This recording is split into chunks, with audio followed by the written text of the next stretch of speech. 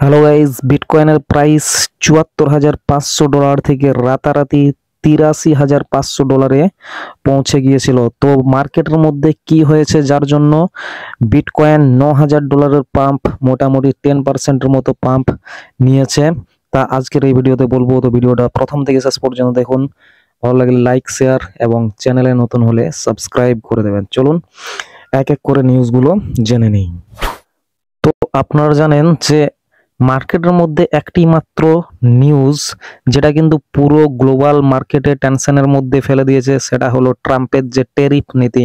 কিন্তু সেই ট্যারিফ নীতির থেকে স্বস্তি দিয়েছে ট্রাম্প আপাতত 90 দিনের জন্য। এরকমই একটা নিউজ কিন্তু মার্কেটে এসেছে, যার জন্য পুরো গ্লোবাল মার্কেট কিন্তু পাম্প করেছে। ঠিক আছে, এখানে S&P 500 10%-এর মতো পাম্প করেছে, ডাও জোন্স পাম্প করেছে 7.8%-এর মতো, এবং ন্যাসডাকেও 10%-এর কাছাকাছি কিন্তু পাম্প করেছে। এদিকে বিটকয়েনও $৭৪,৫০০ থেকে $৮৩,৫০০ পর্যন্ত গিয়ে পড়ে এখন $৮২,৫০০ কাছাকাছি ট্রেড করছে।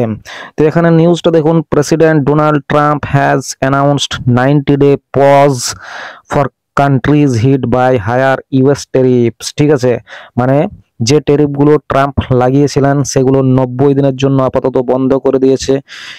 কিন্তু একটি মাত্র দেশ তাকে ছাড়া, এবং তিনি হলেন চায়না। ঠিক আছে, তো চায়নাকে কেন, চায়নার উপর কেন মানে এই যে 90 দিনের যে পজ সেটা দিল না, সেটাও কিন্তু ট্রাম্প তার যে সোশ্যাল হ্যান্ডেল রয়েছে ট্রুথ সোশ্যাল সেখানে কিন্তু বলেছে। এখানে দেখুন, চায়না 34% ট্যারিফ লাগানোর পর আমেরিকা কিন্তু 104% লাগিয়েছিল, তারপর চায়না আবার 84% ট্যারিফ লাগায়, যার দরুন আমেরিকা কিন্তু 125% ট্যারিফ চায়নার উপর লাগিয়েছে এবং তাকে কোনো রকমের ছাড় দেওয়া হবে না, সেটাও কিন্তু বলে দেওয়া হয়েছে। ঠিক আছে, এখানে 75টা কান্ট্রিকে কিন্তু এই ট্যাক্স মানে ট্যারিফ যেটা রয়েছে 90 দিনের জন্য ছাড় দেওয়া হয়েছে।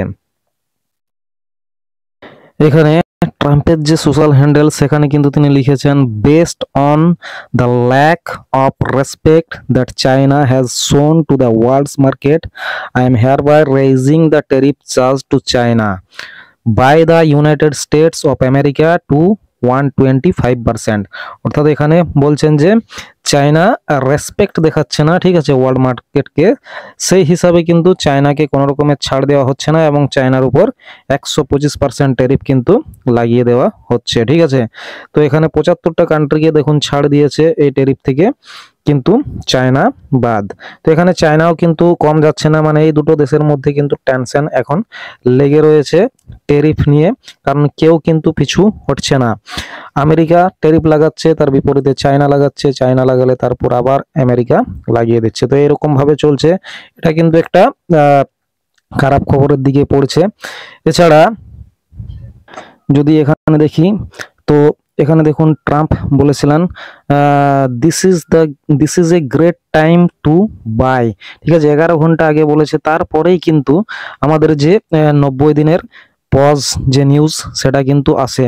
তো এখানে মনে হতে পারে যে এটা কিন্তু পুরোটাই একটা গেম রয়েছে। ঠিক আছে, ট্রাম্প বলার পরেই কিন্তু মার্কেট আবার উপরে যাচ্ছে। ঠিক আছে, এখানে আরো যদি আমরা কিছু নিউজ দেখি, তো এখানে একটা বড় নিউজ রয়েছে, দেখুন, China and Russia are settling some trade transaction using bitcoin, VanEck says. ঠিক আছে, ভ্যানেক একটা ETF কোম্পানি, তিনি কিন্তু তাদের মতে চায়না এবং রাশিয়া কিন্তু তাদের যে কিছু ট্রেড সেগুলো সেটেলমেন্ট করছে কি দিয়ে, বিটকয়েন দিয়ে। ঠিক আছে, বড় সড়ো একটা নিউজ গাইজ বিটকয়েনের জন্য এবং বিটকয়েনের যে ব্যবহার তার জন্য। এই নিউজ কিন্তু পরবর্তীকালে আরো আসতে থাকবে এবং যার ফলে ক্রিপ্টোকারেন্সি মার্কেট বা বিটকয়েন কিন্তু আবারও ভালো রকমের উপরে যাবে। এখানে আরো একটা নিউজ রয়েছে, দেখুন, SEC approves option trading on spot Ethereum ETFs। ঠিক আছে, এগুলো কিন্তু সবই মানে গুড নিউজ। তার কারণ হচ্ছে, বলেছিলাম যে মার্কেটের মধ্যে ক্রিপ্টোকারেন্সি নিয়ে কোনো রকমের ব্যাড নিউজ নেই, একমাত্র ব্যাড নিউজ যেটা সেটা কিন্তু ট্যারিফ এবং গ্লোবাল মার্কেট নিয়ে। এখানে আরেকটা নিউজ আমরা দেখতে পাচ্ছি যে pro bitcoin Paul Atkins officially confirmed as new SEC chair. ঠিক আছে, SEC যে চেয়ারম্যান হচ্ছেন পল অ্যাটকিন্স, যিনি কিন্তু একজন বিটকয়েনার। ঠিক আছে, তো এই নিউজগুলো কিন্তু আপাতত মার্কেটের মধ্যে রয়েছে, এগুলো খুবই পজিটিভ নিউজ। এবং আমরা যদি দেখি এখানে এই সব নিউজ দেখুন, মার্কেট কোথায় চলছিল তার থেকে কেবলমাত্র একটা নিউজ এসে পড়ে পুরো মার্কেটের ভোল কিন্তু বদল করে দিয়েছে। ঠিক আছে, তো এগুলো শর্ট টার্ম এফেক্ট, লং টার্মে কিন্তু আমাদের দেখতে হবে যে তাদের ইউজ কেস এবং ব্যবহার কি, সেগুলো দেখে পরে আমরা পরবর্তী যে সিদ্ধান্ত সেগুলো কিন্তু নিতে পারবো। এখানে দেখুন একটা ডিসিশনে কিন্তু পুরো আপনার যে টেকনিক্যাল অ্যানালাইসিস সেগুলো কিন্তু শেষ করে দিতে পারে। ঠিক আছে, তো পুরোপুরি মার্কেট কিন্তু চলছে এখন ফান্ডামেন্টাল নিউজের উপর বিশেষ করে। চলুন আপনাদেরকে চার্টও একটু দেখিয়ে নিই বিটকয়েনের। এখানে আমরা টেলিগ্রামে কিন্তু বিটকয়েন এবং ইথেরিয়ামের যে সাপোর্ট রেজিস্ট্যান্স সেগুলো দিয়ে দিয়েছিলাম। ঠিক আছে, সেখানে বলেছিলাম যে বিটকয়েনের যে সাপোর্ট সেটা থাকবে মোটামুটি ৭৪,০০০ থেকে $৭২,০০০ কাছাকাছি, এবং মোটামুটি বিটকয়েন $৭৪,৫০০ এসেছিল, তারপরে গেছিল কোথায় $৮৩,৫০০। আপনারা যদি টেলিগ্রামে জয়েন হয়ে থাকেন তাহলে দেখে নিতে পারেন। ঠিক আছে, এবং $৮৩,৫০০ লিখে দিয়েছিলাম ওখানে যে $৮৩,৫০০ হচ্ছে রেজিস্ট্যান্স। এই যে ছোটোখাটো জিনিস এগুলো কিন্তু আপনাদেরকে ট্রেডে খুবই হেল্প করবে, তাই টেলিগ্রাম চ্যানেলে সবাই কিন্তু জয়েন হয়ে যাবেন। এখানে আমরা আমাদের যে আগের যে অ্যানালাইসিস ছিল সেটাকে রাখছি। $৮৩,৫০০ এখনকার জন্য রেজিস্ট্যান্স। নেক্সট রেজিস্ট্যান্স যেটা রয়েছে সেটা $৮৭,০০০, এবং এই $৮৭,০০০ যতক্ষণ না ব্রেক করছে ততক্ষণ কিন্তু আমরা বলবো না যে বিটকয়েনের মধ্যে কোনো রকমের রিভার্স ট্রেন্ড শুরু হচ্ছে।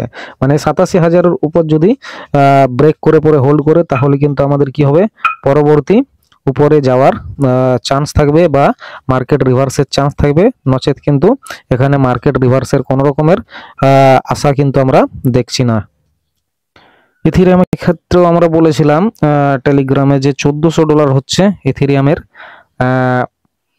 সাপোর্ট, এবং $১৩৮৫ পর্যন্ত আসার পর ইথেরিয়াম কিন্তু উপরে উঠেছে। ঠিক আছে, এখানে বলেছিলাম যে $২১০০ উপর যতক্ষণ না পর্যন্ত ইথেরিয়াম ক্লোজ করছে ততক্ষণ ইথেরিয়ামের মধ্যেও কিন্তু কোনো রকমের আমরা রিভার্স দেখতে পাচ্ছি না। ঠিক আছে, তো এই ছিল আজকের নিউজ এবং অ্যানালাইসিস। কেমন লাগলো ভিডিওটা অবশ্যই কমেন্টে জানিয়ে দেবেন।